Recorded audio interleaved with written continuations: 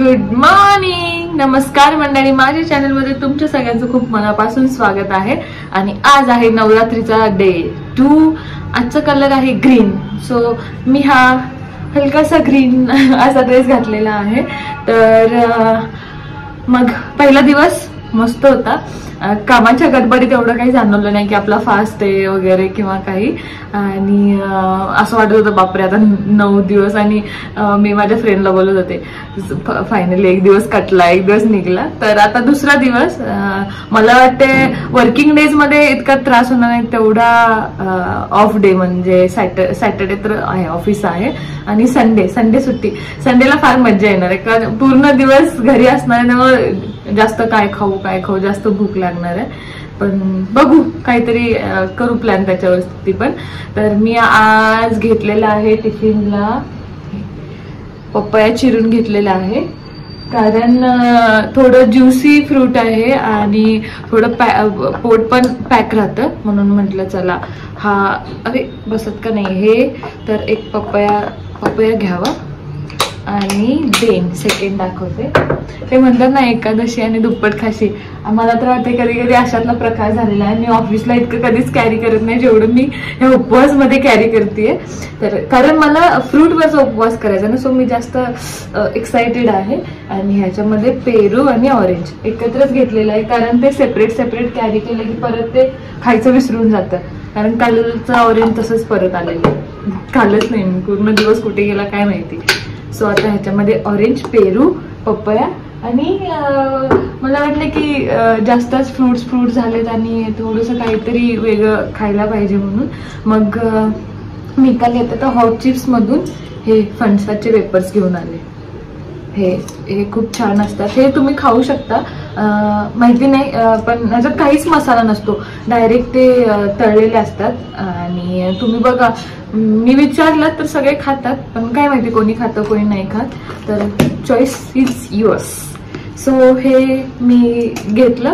Sir अशा प्रकारे मी 3 घेतलेले म्हणजे 2 फ्रुट्स आणि हे स्नॅक्सला घेतलेलं आहे. हे पण मी काल हॉट चिप्स मधून आणले. दाखवते साबुदाण्याचा चिवडा. खूप दिवसापासून मला खायचं क्रेविंग होत होतं.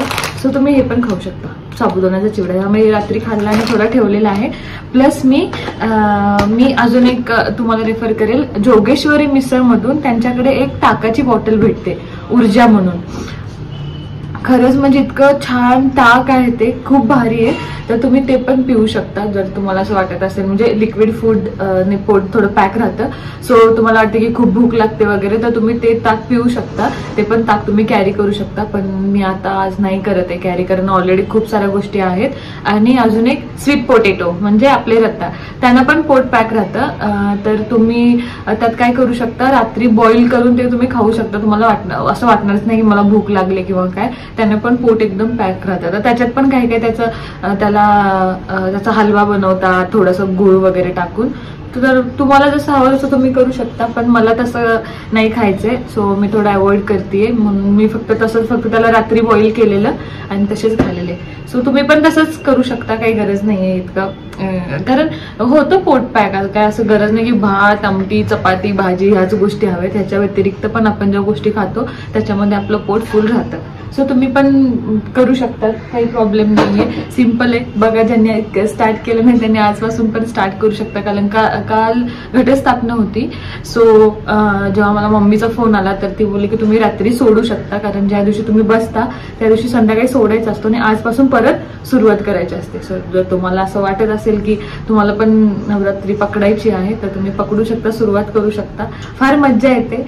सो बघा मग तो बाकी काहीच नाही शेअर करण्यासारखं. आता रेसिपीला थोडी सुट्टी आहे आणि माझी बहिणाबाई तिचं तीच काय बनवून खाते काय माहिती.